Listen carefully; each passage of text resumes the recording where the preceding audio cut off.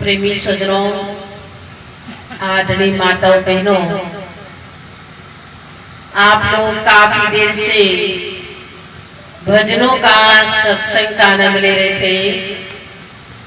वास्तव में हम लोग सभी बड़े भाग्यशाली हैं जो यहाँ बैठ करके प्रभु की चर्चा, भगवान का गुणगान गा रहे हैं, सुन रहे हैं।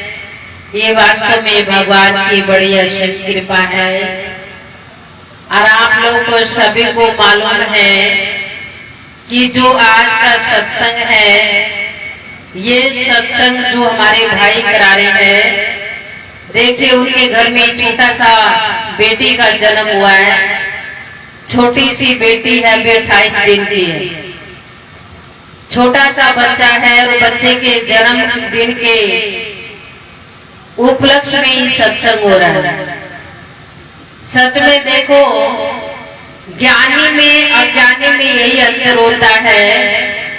ज्ञानी बेटा बेटी में फर्क नहीं समझता है। लोग तो बेटा होता है तभी बड़े कार्यक्रम होते हैं। अभी 1 महीने पहले एक भाई का फोन आया। भाई ने नहीं किया, उसकी माँ ने फोन किया, कहा भाई जी हमारे घर में पोती आ गई। मैंने कहा खुशी की बात है, पोती घर में, लक्ष्मी घर में, देवी घर में आ गई। आज जहाँ पर देवी हो, देवी का सम्मान हो, तो वहां तो लक्ष्मी अपने आप आ जाती है। जब उसके बेटे से, जिसकी बेटी हुई, उससे बात किया, मुंह लटकाई। मैंने कहा क्या हुआ? बच्चे को उपदेश नहीं था, माँ को उपदेश था। मैंने कहा क्या हुआ? आज तो तेरी आवाज भी नहीं आ रही। कहता भाई जी आपको बधाई है। मैंने कहा मैं तुझे बधाई दे देती हूँ। तो सच में देखिए, ज्ञानी अज्ञानी कभी फर्क नहीं करता है।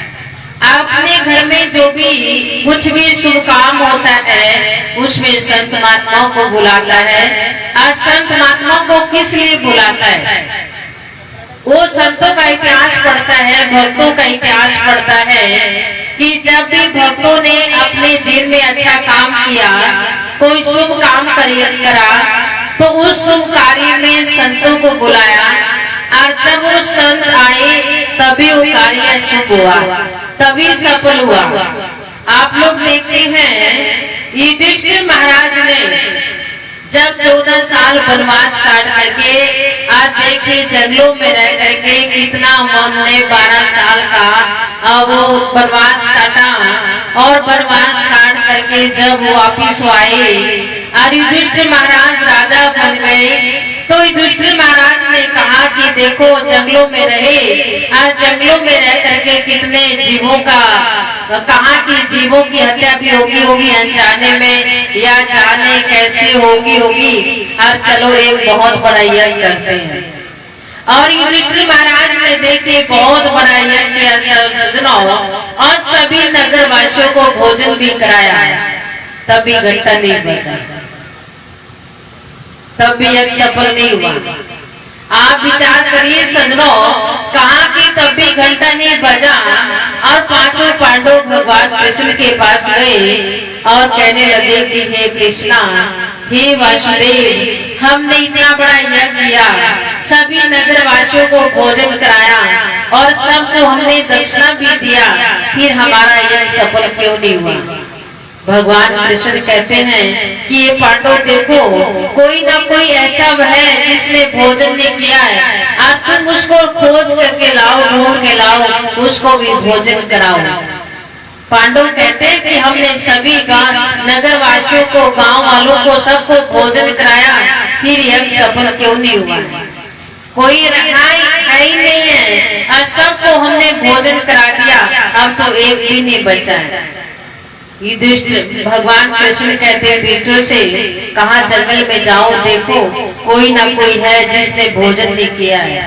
सजनों, युधिष्ठिर महाराज ने अपने मंत्रियों को भेजा और जगह में देखा तो एक संत थे जो ध्यान में बैठे हुए थे, भजन में बैठे हुए थे सजनों, और ध्यान कर रहे थे।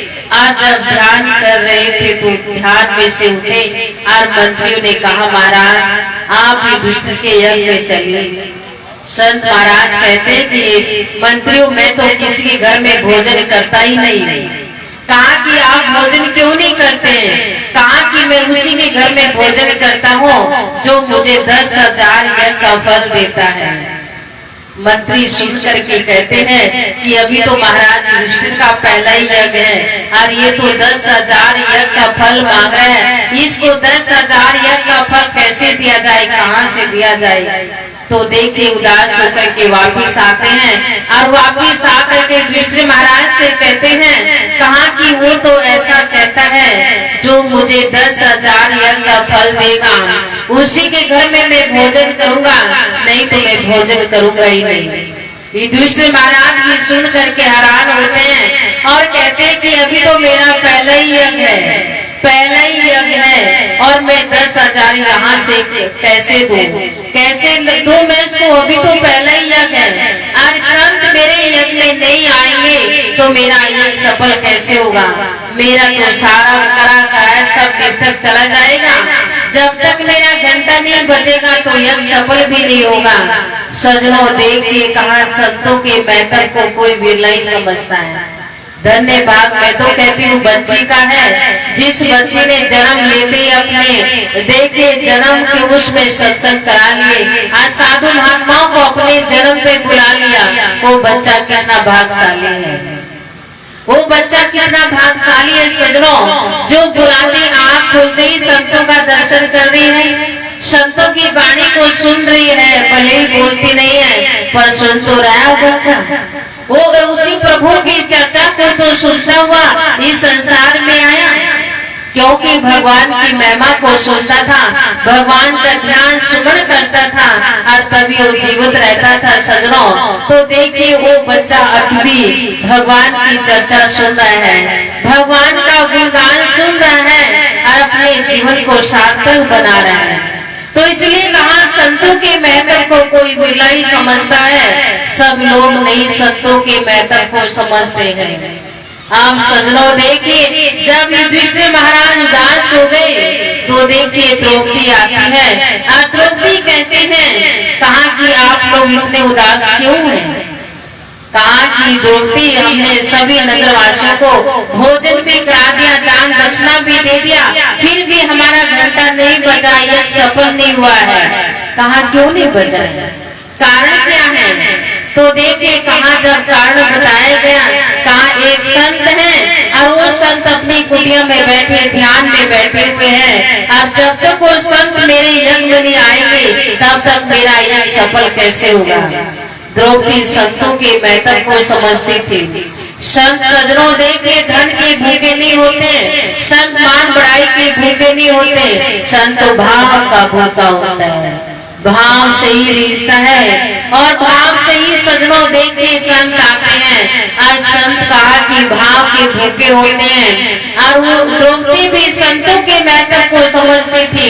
कहा कि संतों को अगर बुलाना है तो भाव से बुलाओगे, उनके चरणों में झुक करके नस्त मस्त होकर के, और तभी देखिए जब चरणों में उनके झुक जाते हैं, श्री गुरु महाराज जी के चरणों में हमारा मन झुक जाता है, मन लग जाता है तो सजनों अनंत की प्राप्ति करता है, उसको सुख का अनुभव होता है, अपने जीवन में अनंत की प्राप्ति करता है जब श्री गुरु महाराज जी के चरणों में उसका मन लग जाता है।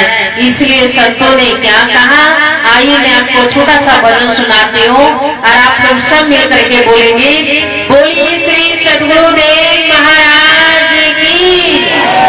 आप लोग थोड़ा थोड़ा आगे बढ़ जाइए, यहाँ खूब आगे तक आ जाइए, पीछे थोड़ा जगह की दिक्कत हो रही है भैया, ये पंखा थोड़ा साइड में कर लेना और अपना जो वायर है नीचे जो वायर पड़ा है उसको थोड़ा देख लेना कोई नंगा ना हो। लोग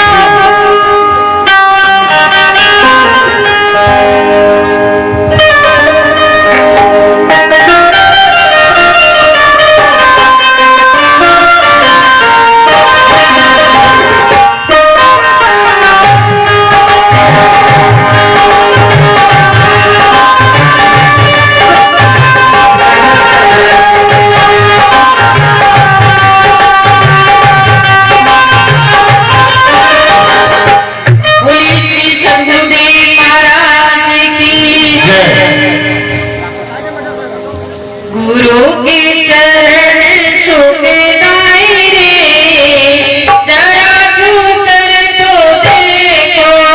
गुरु के चरण छूट गाए रे, जरा झूक कर तो देखो।